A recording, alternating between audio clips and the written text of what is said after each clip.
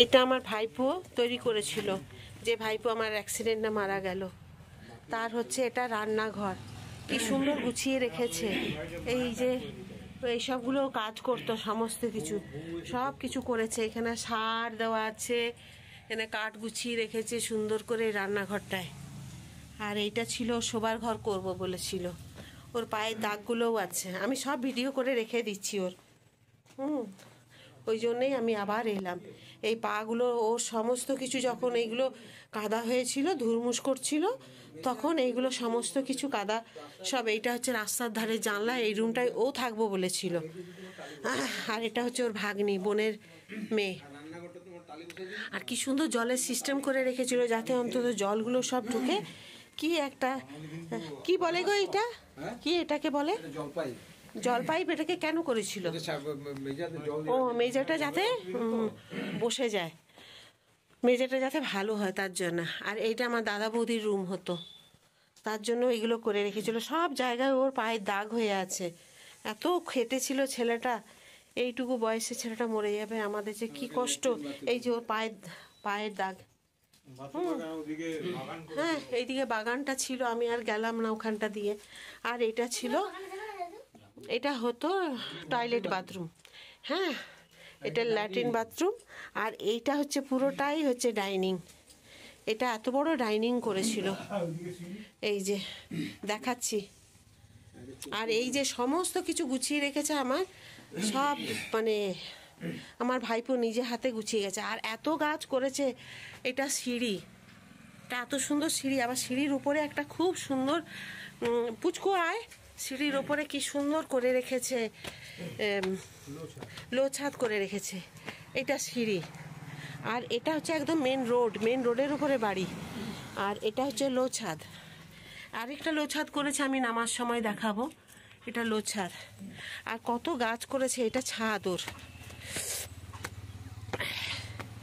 এখানে সজনে গাছ, এটা পুরো ওর বাগান। আমি আর বাগানের দরজাটা লাগানো আছে বলে খুললাম না।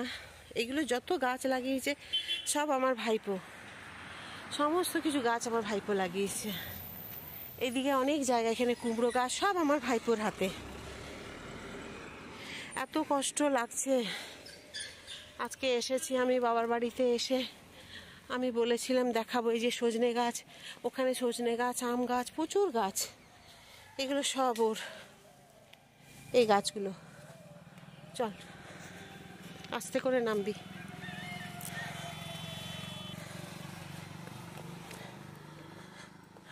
বাগানের দরজাটা খুলে গেলাম না, কেন খুব মনটা খারাপ হচ্ছে, মানে ঠিক থাকতে পারছি না আমি। আর এই যে না, খুলতে হবে না, থাক। আর ওই যে রান্নাঘরের ওপরে, এই টয়লেট বাথরুমের ওপরে একটা লো ছাদ করেছে।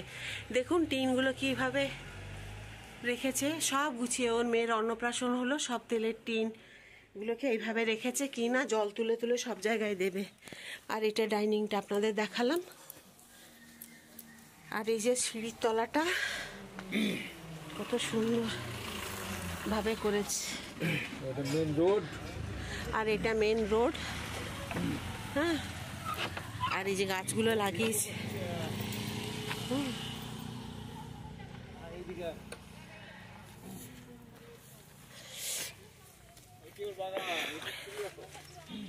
চল, এটা 4 ফুটের, দু সাইডে 4 ফুট 4 ফুট করে ছেড়ে রেখেছে সেই রাস্তাগুলো। আর এবারে আমরা ওপর থেকে বাগানটা দেখালাম, এবার নিচ দিয়ে আমি যাচ্ছি। এটা হচ্ছে বাগানটা। এটা গেট, একটা বাঁশের বেড়া দিয়ে গেট করে রেখেছে। এই যে কল, এই গেটটা খুলে আসলাম না আমরা, এখনো হয়নি বাড়িটা। কত শখ ছিল ছেলেটার, কত আশা ছিল যে এই বাড়িতে করে আসবে, দাদু ঠাকুমাকে নিয়ে আসবে। এই যে কল, এই কল সবসময় ভেজা থাকতো, 2বার 3বার করে আসতো। এটা আবার একটা কুয়ো করবে বলেছিল। কত গাছ, গাছগুলোও যেন কাঁদছে। দেখ দাদা, নোংরা হয়ে গেছে বল। আর কষ্ট লাগছে রে। এই সব ও নিজের হাতে, যা দেখছেন এই সব গোছানো, সব আমার ভাইপোটা সব করে গেছে। এই এত গাছ, ওর হাতে এত সুন্দর গাছ হতো না, সমস্ত কিছু গাছ যেন মনে হচ্ছে যেন ওর গাছগুলোও যেন ওর জন্য কাঁদছে। এত সজনে গাছ, আম গাছ, পেয়ারা গাছ। এই পেয়ারা গাছটা লাল লাল পেয়ারা হয়, পেয়ারা গাছটা। এত সজনে গাছ, এই যে মাচাটা দেখছেন, এটা সমস্ত কিছু কুমড়ো, পুঁই, সমস্ত কিছু এই মাইটা দিয়ে হতো। কাঁঠাল গাছ, পেঁপে গাছ, কি নেই বাগানটার মধ্যে। লঙ্কা, এগুলো তো খালি হয়ে গেছে, পুরো ফুল ভর্তি। কুল গাছ, 2 রকম কুল গাছ আছে। আর এটা পুরো 4 ফুটের রাস্তাটা এদিকে চলে যাচ্ছে 2 সাইডে। আর এই বাগানটা দাদা এসছে, দাদা দেখাচ্ছে গাছগুলো। দাদারও মন খারাপ। হ্যাঁ, এই সবগুলো সব একবারে যেন ফাঁকা হয়ে গেছে। আজ ও নেই বলে এই বাড়ির কিছুই নেই আর আমাদের। হ্যাঁ, দেখছেন কত কুল গাছ, এত পেয়ারা গাছ, সমস্ত কিছু যেন আমাদেরকে দেখলে পরে কাঁদতে ইচ্ছে করে হাউ হাউ করে। হ্যাঁ, নয়নতারা গাছ কি না নেই। কি যে মন খারাপ লাগছে, কি যে কষ্ট লাগছে। সব পায়ের দাগ, হাতের দাগ, যেন সব কি কষ্ট মনের মধ্যে। এই যে কলে জল পড়ছে, বোনো ছাড়, কি ভালো জল।